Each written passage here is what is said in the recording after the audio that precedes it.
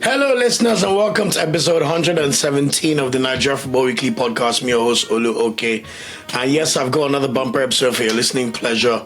Back to the regular scheduler program. AFCON draw's been done now. We know who we're going to face in March. So back to the usual weekly updates on how our players have performed over the past week. Of course, today's transfer deadline day. So if there's any changes in terms of moves or transfers, I'll be sure to let you know either today or in next week's episode. But without any further ado, let's get cracking, started with the Premier League as usual. So what do you see in the Premier League? Nottingham Forest, talk about bouncing back, guys, man. I don't even know if we could use that word, but Aina and Taiwo, Awoniyi, man, what a performance, what a story for Nottingham Forest. After they got thrashed 5-0 the previous week, they then hammered their own team. So they gave Brighton 7-0. 7 unreplied goals on Saturday. Yes, Chris Wood had a hat-trick. Aina, of course, got a clean sheet again. Taiwo only played the last 8 minutes, so not a massive amount of minutes for him there. But you have to admit that the way Chris Wood is going, there's no way anybody was going to be benching him or taking significant minutes off him. So honestly, what a wonderful performance for them, and they're now back to third. Chelsea played tonight, Monday Night Football. The game kicks off in just over an hour. If Chelsea win, Chelsea would then go back to fourth, but Forest will still remain above them. So it's all going pretty well for the boys. You can't even argue at all. One thing to note, though, is this coming week there's no Premier League football, so it's going to be it's going to be FA Cup games. So we're going to see Nottingham Forest play Exeter away, so they'll be looking to get into the 5th round of the FA Cup, which they should do fairly easily. As for the Fulham boys in 9th place, they got yet another impressive win away from home at St James's Park. They beat Newcastle United 2-1. Initially they were losing 1-0, so really good performance from the Fulham boys. Both their strikers did what they had to do. If you see Jimenez's goal, well taken. Muniz's goal, even though Jimenez was not happy that he got taken off, but that's why they say the coach is right sometimes, whether you like it or not.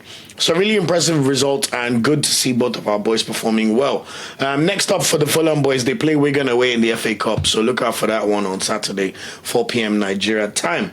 As for the Leicester boys, we know Ndidi's getting closer to a return, although Leicester, they got thrashed 4-0 over the weekend by Everton, so safe to say it's not looking good for them at all. To be honest, they need Ndidi back ASAP.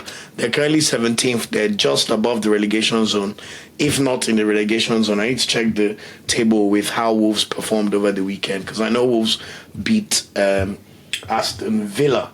So, in fact, let's just say they must be begging Ndidi, whatever is happening. Yeah, there we go. So Leicester are back in the relegation zone.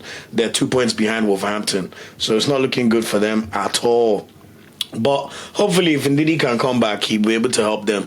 Next up, though, before any Premier League games, we'll see Ndidi and Leicester. Well, if Ndidi's back fit, but they go away to Old Trafford on Friday in the FA Cup 4th round. As everybody knows, right now, Man United are giving away 3 points. The irony of life is everybody's just collecting from them. But we've seen them put on good performances in Europe and in the FA Cup, so you just never know with how United are playing. But safe to say that we will not be surprised if Leicester somehow win this game. Of course, Leicester are being managed by Ruud van Nistelrooy, Manchester United legend, so I think there's an interesting subplot there, and it would be nice if you could dunk on United some more. Of course, United knocked out Arsenal, which is crazy to think about right now. As for Southampton, finally some good news for the Southampton boys. In fact, double good news in this game, because Southampton went away to Ipswich to Portman Road and beat Ipswich 2-1 for only their second win of the season to now move up to 9 points. And guess what? The first goal was scored by Joe Aribo, and then the winner was scored by Onuachu. So perfect day all around for Nigerian footballers, and I just love the influence we're having in the team. Looking at least they won't go down with a fight. It's looking very likely they'll go down for sure. But when you have people like Onuachu showing his hunger and trying to make a name for himself in England, it's really lovely to see. And Aribo keeps ticking along. Hopefully he could get back into contention with the national team, because if people playing in MLS can get called up, then I'm sorry, there's no reason why Aribo should not be called up, So look out for that one. Next up for them, they play Burnley at home on Saturday in the FA Cup too. So FA Cup games for everybody. In other results that took place not involving Nigerian footballers, we saw Liverpool beat Bournemouth 2-0 away. Really good performance from them. Mo Salah. Yes, they rode their luck at certain points. You can argue that Clivert should not have missed his open goal. Semenyo hit the bar. But hey, the look of champions is when you still find a way to win. And it must be said that one thing Liverpool did, they found a way to win this game. So kudos to them and shout out to them. It looks like they're going to run away with the league. Wolverhampton beat Aston Villa 2-0 at home. Great finish by Cunha for the second goal. And he signed a new contract, so good luck to them. As for Man United, you know, it's just open season for everybody. Mateta with the brace. Crystal Palace ran riot. No surprise there. In fact, Man United lose so often these days that it's not a surprise. Let's just take it as it is. If you have any Man United friends, if they like to rub it in, make sure you rub it in their faces that they're really useless. If they're nice people, you could be nice to them. But hey, as an Arsenal fan who grew up in the Sir Alex and Wenger time, United's misery makes me very, very happy. So more of that, please. More of that. We need more. And somehow Tottenham beat Brentford 2-0 away. I mean, very impressive result, it must be said, by Tottenham. I did not see that one coming. But, you know, these things happen. And, of course, the result of the weekend, Arsenal. What can I say? I mean, we scored the first goal very early on, so it was 1-0 after 2 minutes. But when Haaland scored the equalizer, I said, no, not again. Here we go again. But my boy said, don't worry, Olu, today we're going to keep you happy and all the Arsenal fans happy. And what do? We rummed to a 5-1 mauling of Man City. Like, honestly, back, flogging everywhere. Partey, 2-1 up. Next thing you know, Lewis Skelly scores his first goal for Arsenal. Fantastic finish, 3-1. As if that's not enough, even so Kai Havertz finished like a striker.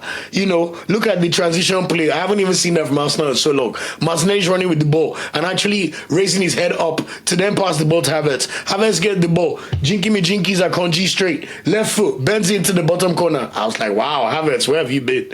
And then as if it could not even get any better, stoppage time, I see Declan Rice ping a ball 50 yards straight to Ethan Nwaneri. Igbo boy, just shift the ball straight to his left foot, banged it in, top bins for his 7th goal for Arsenal this season already. I mean, what can you say about the kid, man?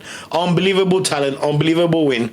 Hopefully it won't be for nothing like some of our big results, but it must be said that this was a monumental win for Arsenal, and God knows I was so proud to watch my boys, because Man City have shown us supreme shege a lot of times, so it's about time that we showed them shege back, and that was amazing to see. So how does the table look? To be honest, not much has changed. Liverpool are top, 56 points, Arsenal second, 50 points. You then have Nottingham Forest and Man City. Nottingham Forest are third, 47 points, then Man City and Newcastle are fourth and fifth on 41 points. With Chelsea and Bournemouth rounding up the top 7, Chelsea and Bournemouth both have 40 points. If Chelsea win today, Chelsea will go 4th above Man City.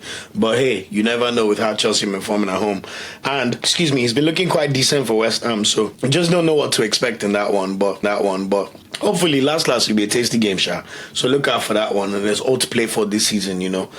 So look out for that. All the promoted sides are in the bottom 3. Ipswich, Leicester, Ipswich and Southampton, and I don't know, it's not looking good for any of them, but we shall see, especially because Everton and everyone above 16th has pretty much pushed away. So it's basically Wolves, Leicester, Ipswich and Southampton, 4 teams fighting for just one of them to survive.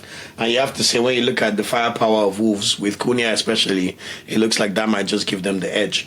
So that's it in terms of the Premier League for this week.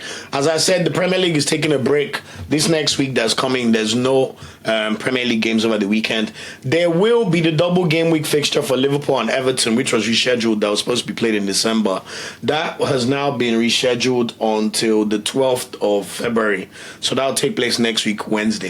So obviously, as an Arsenal fan, I'm hoping that Moisey and Cole can do us a favor, but it's not going to be easy in that one. So look out for that game, and it should be a great watch.